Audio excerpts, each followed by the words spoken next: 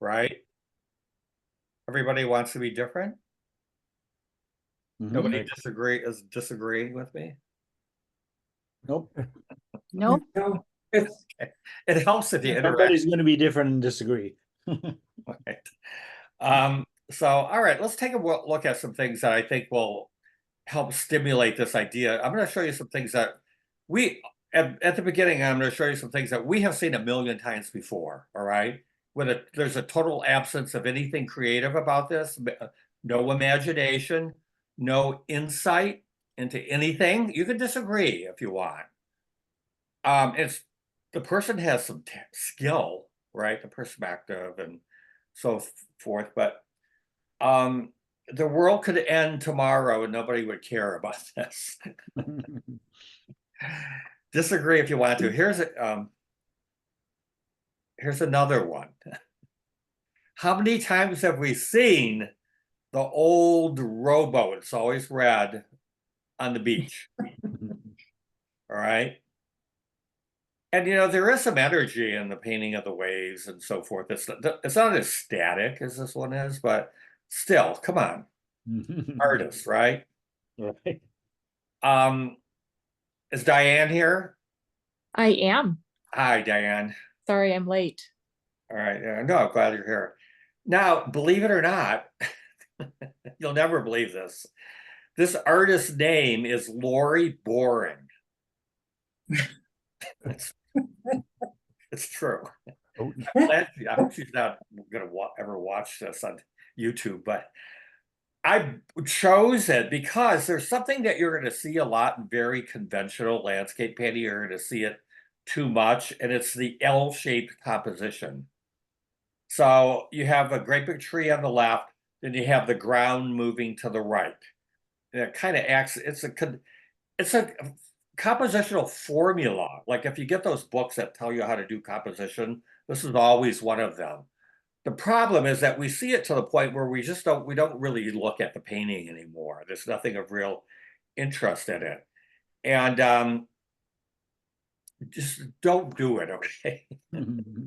Here's another one. It's a little more, at least that canal thing breaks through the lower horizontal portion, but it's still basically based on a great big tree on one side and then the land moving horizontally across the rest of the composition. There's a lot more we can do with the space of a rectangle than that. And please, no more, okay? I'll just leave it at that. The big flower, the Georgia O'Keeffe thing, it's been done to death. There's nothing interesting about it, nothing interesting about the color. The surface has got texture, but it's random. The cropping doesn't really seem to make any sense. You're better than this. I know you are. Now, on the other hand, if you really do want to make money at doing this, look up this guy and read about him, follow him on Instagram, start paying attention to what he does, okay? Because he's making a fortune doing little paintings like this. And No who one's is going to it? ask me his name or anything. Yeah, who is it? Who is it? Yeah. Julian Marrow Smith. It is in the email. You can find it there, but follow him. And we'll talk about it in class. I think this stuff is like totally dismissible, all right? Because I don't, to me, art is not about repeating what we already know. It doesn't matter how, if you can make it look like an apple or not, it's just totally irrelevant to what art is. But he's doing it. He's doing one of these little paintings. I think they're like maybe even 6 by 8 inches every day. Sells every single one of them. He was one of the original painting a day people. And he just really took off along with a couple of other people, including my friend in Ferndale, Stephen Magazine. But people, I know some of you do there's nothing wrong. Some people have families to support and they want to make money. And if you can do it, great. And if you really do want to do it, you need to go this route. Most likely. But as art, I just find nothing to look at, really. Okay. Now, let's not forget Bambi, okay? Mm.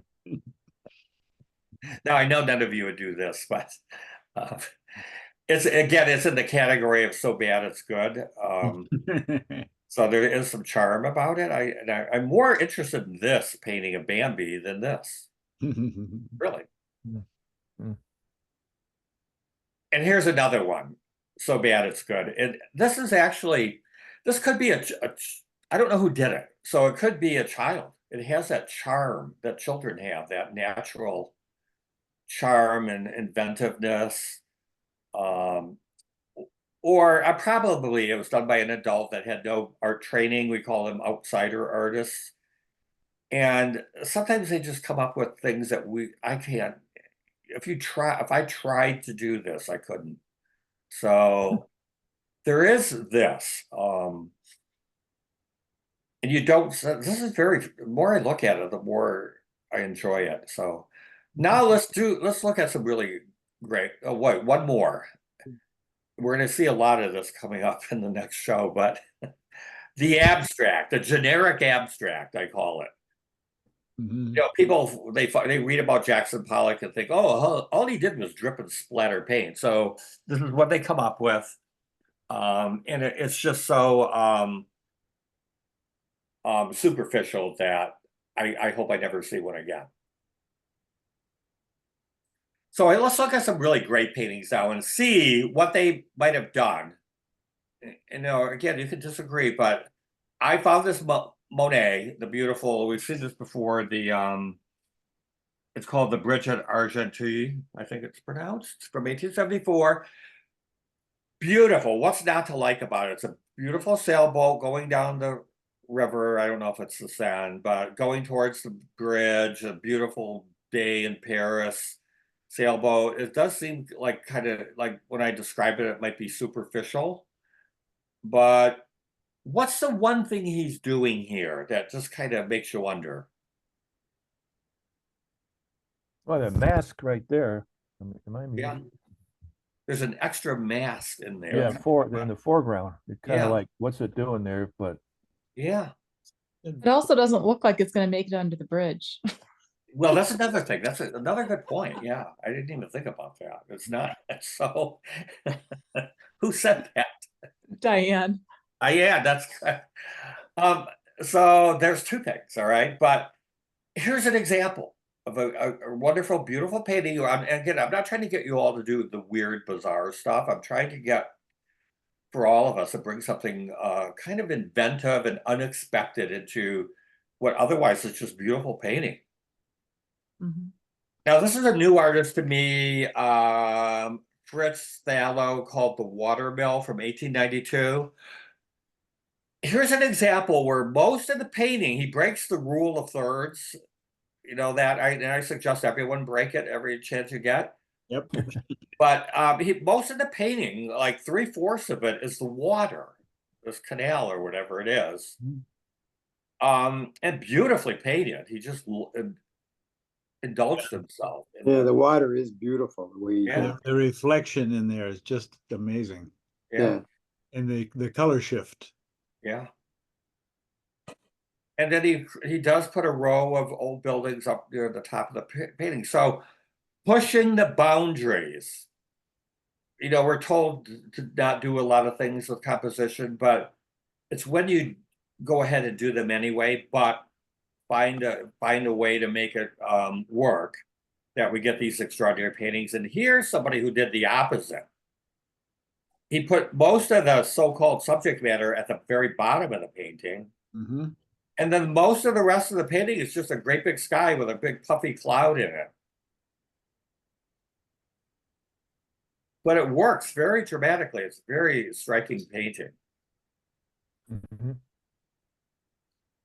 Now, this is an artist I follow on Instagram. I don't know if it's a man or woman, Katia Lang. And the work, I'm assuming it's a woman. Her work is it's watercolor and it's all monochromatic and it's all got this scale, this gigantic change in the scale from a great big empty space of two shapes and then a tiny little person in it. Drama and psychological interest.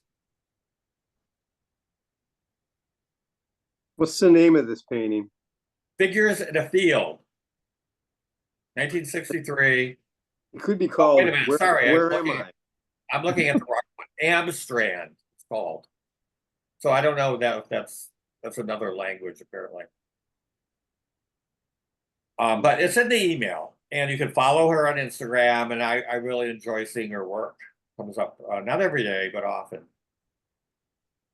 Okay, here is someone that I enjoy a lot. A friend introduced me to, Albert York, American painter. I think he's deceased now, but upstate New York painter for most of the past century. It's a small 8x10 oil painting called Figures in a Field from 1963. And what's unusual about it? The perspective. The perspective? What about the perspective? Well, I mean, you don't see the bottom of their bodies. They look Yeah, like okay. they're, yeah. Exactly, yeah. So apparently they're walking in tall grass. He doesn't Yeah. render the grass. He doesn't have to tell us everything about it. So they're being swallowed up. It's almost like they're walking in water, isn't it? I almost think they're sitting. I think they are too. You think Yeah, what? right. I Just thought they were tall sitting. grass They're sitting. behind them, Sitting, on a little you know, hill. the arms you can arms see propped it. up on the Yeah, arms you're right. propped up on the dirt. They Yeah, could their be arms sitting- are supporting them and you can't see their feet spread out in front of them in the grass. Well, that very well could be. But is there any kind of a psychological reaction you have to these two young girls being swallowed up by something? I don't, but I'm very intrigued by the very unusual composition. Okay. I feel like they could be. I mean, my take on this is they are half hidden because maybe they're getting away from something. And I know, some people might think that they're sitting, but the fact that one appears to be in front of the other makes me think that they're not sitting, but because how often do you think they're next to each other? I don't know. To me, it looks like one is in front of the other. Well, Charles, back to your point about being swallowed up. The dark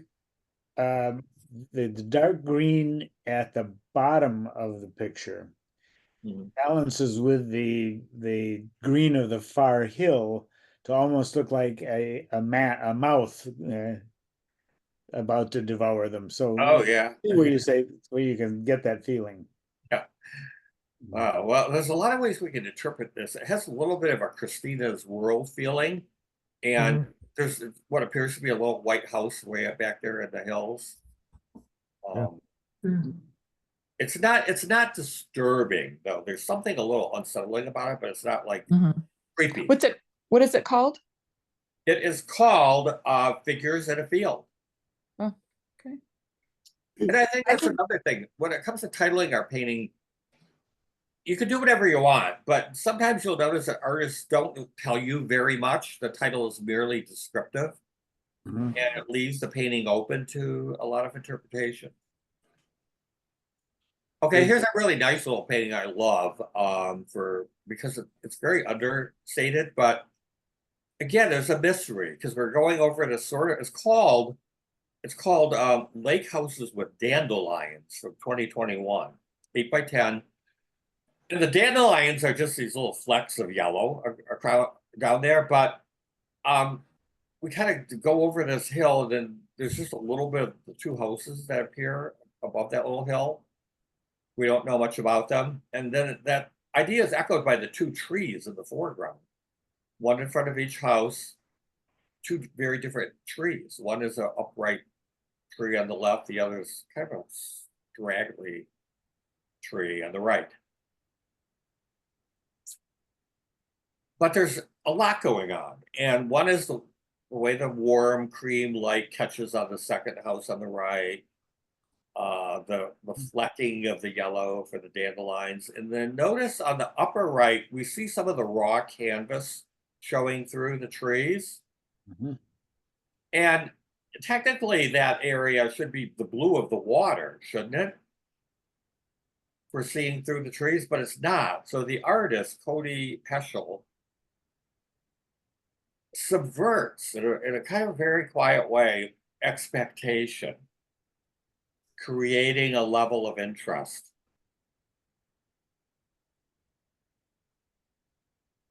Now I've been looking at Munch lately, and I never used to pay attention to it, but it's one of those artists, he got so famous for the Scream that you can't think of anything else with Munch. But he did a lot of really amazing paintings.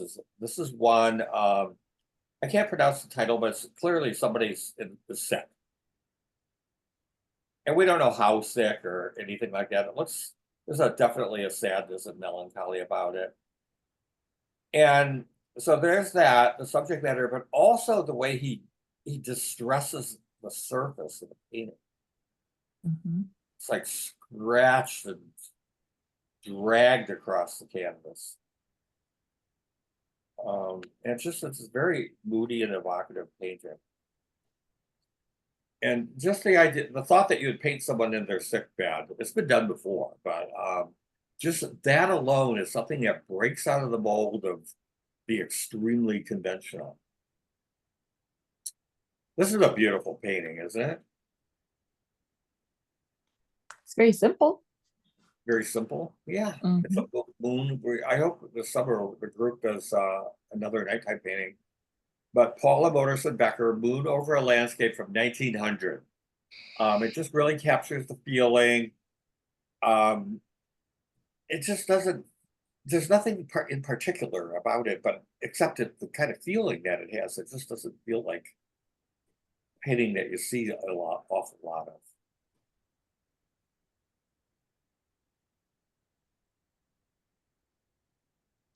Now, who knows Giacometti, the sculptor Giacometti? You've heard of him, haven't you? Yeah. Okay. Well, he painted too. And his paintings that I was familiar with tended to look a lot like his sculpture. That's this alienated, existential feel about them. But this is by Giacometti. It's just a beautiful landscape, colorful landscape. And Is this an oil, Charles? is it what? Is it an oil? Well, I assume so. It doesn't say here. Why do you ask? Well, because I'm going back to the watercolor, bright watercolors that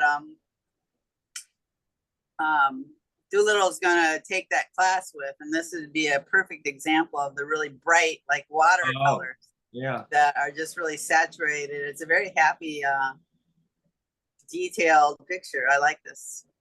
Yeah. I Yeah. like it too. I kind of had that same feeling that could be done in watercolor. Yeah. I see that now. I assumed oil, but and one thing I will point out is that the color, it's very equal intensity throughout. You know, we're often told that you kind of keep the color under control and you only use your bright colors very selectively, right? Well, here's someone that just threw that rule out the window. Interesting, the purple locations there, the very top, the top center, bottom center, and behind the gate. Yeah, that's a good point. Yeah, he's bouncing the eye around with where he's locating color. These guys were smart. Guys and gals. What era is this from? Well, he was the 20th century. I don't have a date for it, but he was a 20th century painter. Okay. I think he died in like around 1950. Okay. But very influential, important artist, sculptor, especially. Now, this guy, I've showed you his work before. He's a contemporary artist. I found it on Instagram, and I just love his work. And I go out there in the park and try to do this. This is obviously a watercolor, but I just love the interaction of the color shades and the way the light comes out of the color. David Glowman is his name, and I'm going to keep trying until I get it.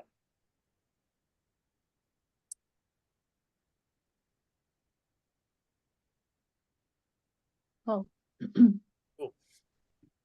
Any guesses on this guy? Nope. That's Hopper. not Hopper? Hopper, yeah, Edward Hopper. Is it? He did some paintings like this that were really abstract paintings, essentially.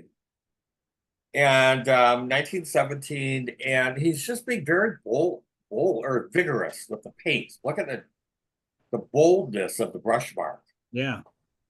And the hard light and the hard shadows that are cast on these rocks. And they're jagged rocks. They're kind of threatening. He didn't pretty it up with the ocean or the trees or anything.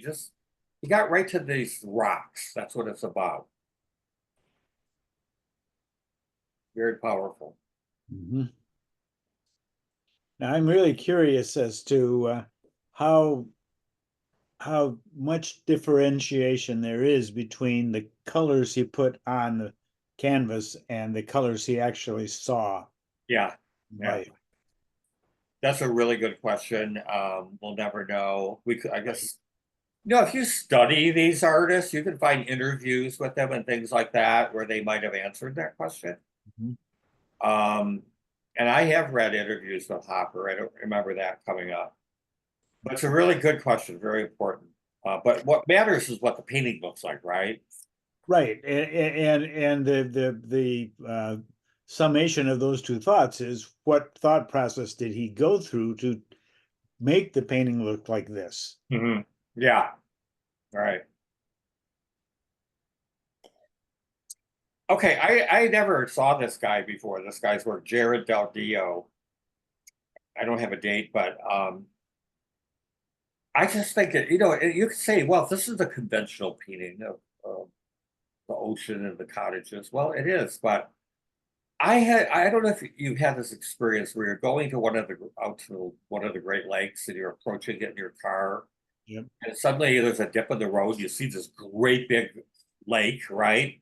Mm-hmm. And all of a sudden it just seems to come out of nowhere. Mm-hmm. And this painting has that feeling for me. He captured the It really does. It really does. Yeah. Yeah, it's beautiful. It's a neat perspective. Didn't Patrick do something similar where he had one of his paintings where he was looking from the top of the buildings down onto the lake and maybe Harbor Springs or something? I don't know. I kind of Patrick- remember that from one of the art Zooms. Patrick Wise up in well, Yeah. he may well have. Yeah, I think I remember that. Yeah, I remember it was kind of looking down the street. Yeah. you could see the top It was of from the- up on the bluff looking down over Yeah. the rooftops. Yeah, I really like this painting, like you're all saying, but there is something here that bothers me. All right. And that is that if you look at the sky, the upper right-hand side of the sky has the lightest value, but the reflection of the light is almost straight ahead and bending to the right a little bit, where there is not that much light sky above. And it may very well have looked like that, but it just looking at that, I'm missing a reflection I want to see on the right. Okay. So you're talking about the white brush strokes that he seems Yes. to dash Yes. in at the last minute. Mm-hmm. Yeah. Yeah, you get that feeling. Well, he might be looking through a windshield. Yeah. Yeah. Yeah. Good point. Yep. There's a bluegrass song right now about seeing the country through a windshield. There you go. Truck driver, truck driver, that's all he ever sees. But I do think it's an example of doing something that's just a little bit off key in a painting that it bothered me at first. I mean, it got my attention at first, and then I just I accepted it with the rest of the painting. And So, strangely, I think those telephone poles add quite a bit to that painting. yeah, they do. Yeah. A lot of editing would have gone on here too, taking out a lot of stuff. Okay, I'm really enjoying Felix Vallotton a lot lately, looking at his work from the painter from the late Year. what? Somebody say something? No, go ahead. I'm sorry. Felix Valaton, and it's not, you might say, so what? It's a woman sitting in a chair and he's painting her. I put it in because what does he do that seems a little out, pushing things a bit? He takes the strong green and the strong red, complementary colors, Mhm. and puts them together at the bottom of the painting.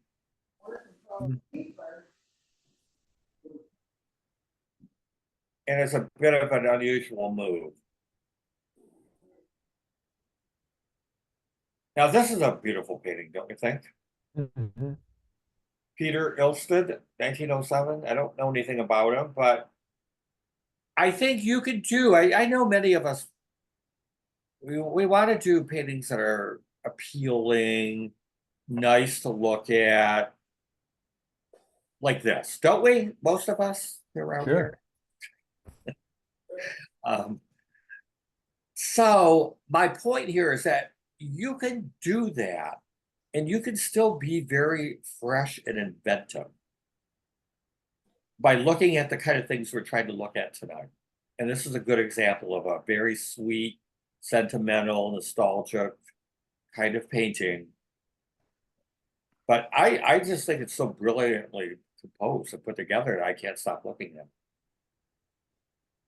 The negative shapes, playing around with them is Mm. pretty genius. Mhm. Now here's a guy that Will St. John, he's a contemporary American painter. I could not find out if this was cropped from a larger painting or not. I don't think it is. I think this is a full painting. And I think sometimes you can just paint so beautifully that that's enough. You don't have to do anything weird or offbeat. Mhm.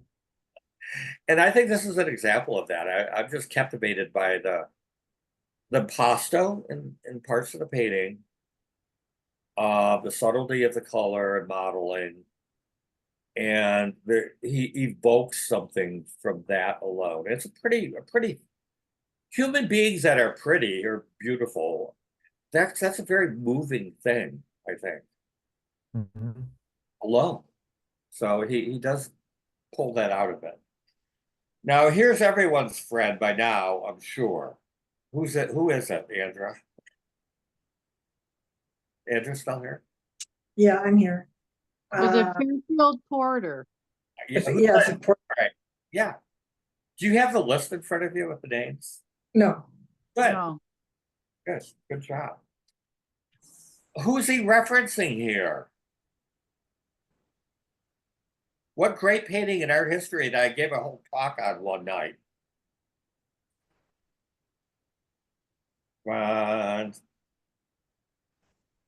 Las Meninas. no, Velasquez Las Meninas, isn't he? The great big mirror, the illusion that's going on that you kind of can't, you have to try to figure out what's going on. But what really gives it away is his stance. See how he's leaning back a little bit?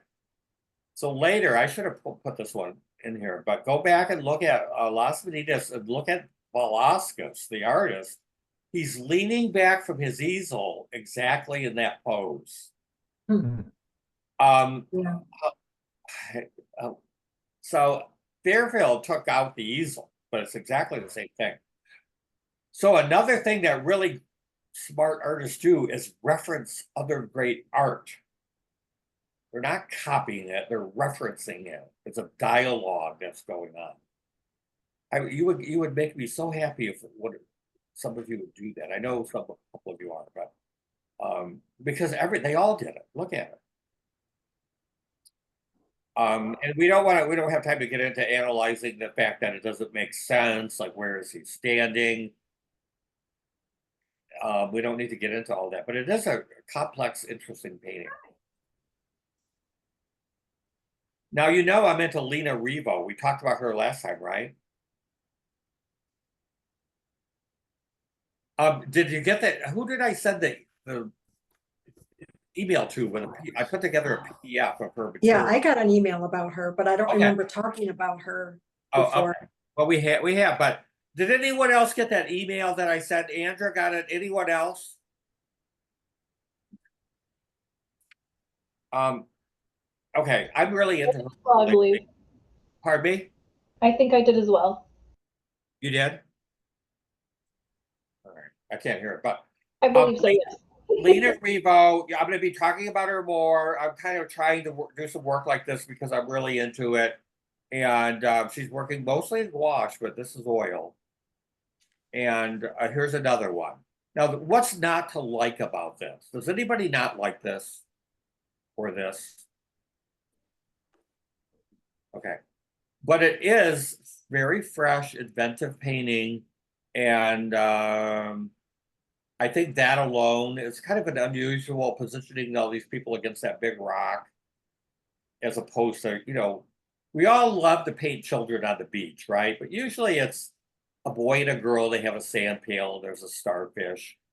But what Lena Riva is doing here is just creating a composition.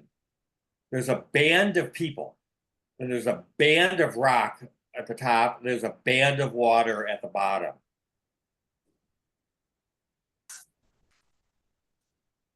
Okay, I'm almost done, don't worry. Everyone recognizes, I'm sure, Picasso here. He did a lot of these stunning brush and ink drawings, brush and ink on paper. This is from 1959. He was into the bullfighter theme.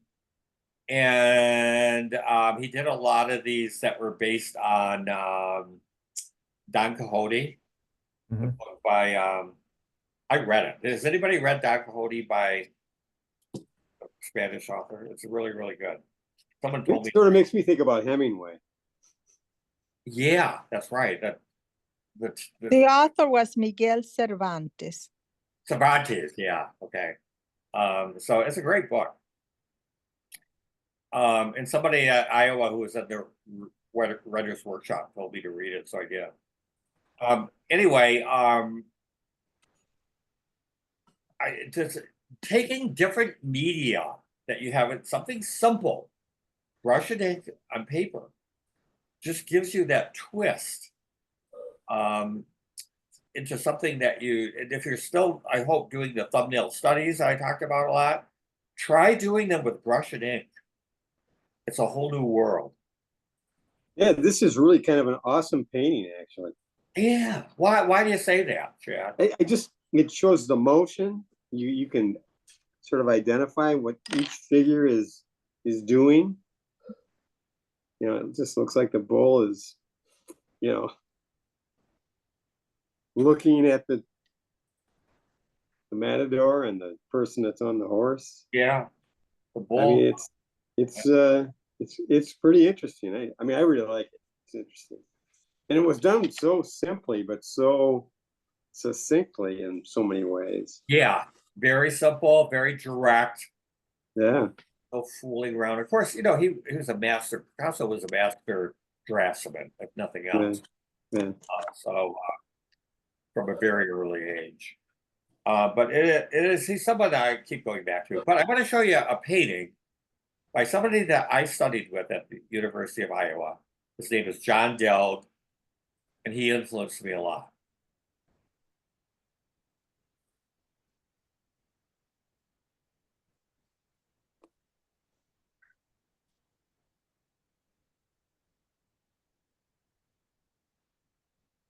And if you're interested, we'll talk about him in class more. This is a woman that, when I was down in Naples, I taught at the Naples Art Center, and this woman, Leonza McKelsey, took my classes. And she just, since the time I was there, she just turned into a really good painter.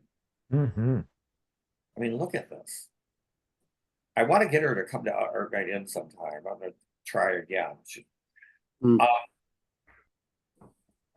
It's a painting of a grate, okay? So who's going to paint a grate? You know, flood. But she did, but she had these little flowers coming out of it. What does that suggest to you? Life finds a way. What? Life finds a way. Yeah, it's just that kind of an optimism. They're coming out of the sewer. And who knows if they were really there? I'll ask her. But she finds a very simple idea to express something rather profound, I think. Yeah, excellent. I love that Paul Klee, this painting of looking out a window. I'm still waiting for someone in my classes to do this. It's something that, you know, it's kind of you could do a lot with it. It's certainly been done a lot before, but there's just looking out our window, the act of looking out the window is a subject for painting that you're not seeing every single class that you take at every single art center around the country. It's simple because we have windows everywhere. Now, this guy I have a funny story about, and I'm almost done. I only got 2 more. But come on. You can Oh do my God, that's awesome. isn't it? Yeah. I mean, if you want to, this is enough to keep me happy. Just do this. But if you want to make me really happy, The shark and the curtains are the same shape. they have the same face. Curtains. Yeah, they do have the same kind of shape. You're right. Those guys aren't running fast enough, I don't think. No. Yeah. So Jaws, look, we can make paintings from movies, from books like Cervantes, that Picasso did. And this guy, Richard Bosman, he was a visiting artist in Iowa when I was there. So he went around to everybody's studio. We had private studios. He came to my studio, and he was a nice guy. He was decent, but he was a big deal in New York at the time. And he got out a book on Vermeer, and I happened to have it. He went page by page, flipped through it, and pointed at things that Vermeer was doing with edges and things like that. So he's a very knowledgeable painter. And then I just asked him, well, why did you want to be an artist? And he said, oh, for the girls. And I said, well, you should have joined a rock band. Yeah. Yeah, right. Then I was an artist, didn't do much for me with the girls. Okay, here is I know I could not resist. No way. I'm not that bad of a guy. Isn't that great? Yeah, The doggy in the window. sure. And why not? I think it's a kind of an offbeat painting. You don't see this everywhere you go. It's well Well, executed. Yeah, some emotion in that painting. I mean, you can see the dog really wants to get in, and Yeah. He just has that. It's kind of a human face almost. Yeah, it is. yeah. I'm really impressed with the treatment of the light that comes in through the door and reflects onto that floor Yeah. and kind of reflects in through the blinds. And the blinds are really simply done. They are. You And know, even the dog. I like, And very well done. Yeah, very well done. I like it. I mean, Even the dog, the shapes of the dog are similar to the shapes of the door frame. yeah. Very cool painting. Who is this? Alejandro Cintura Castro from 2021. So these great paintings are being done by people out there that we've never heard of and probably never will. But we can all do this. We can have the joy of coming up with something like this, I believe. So that's it.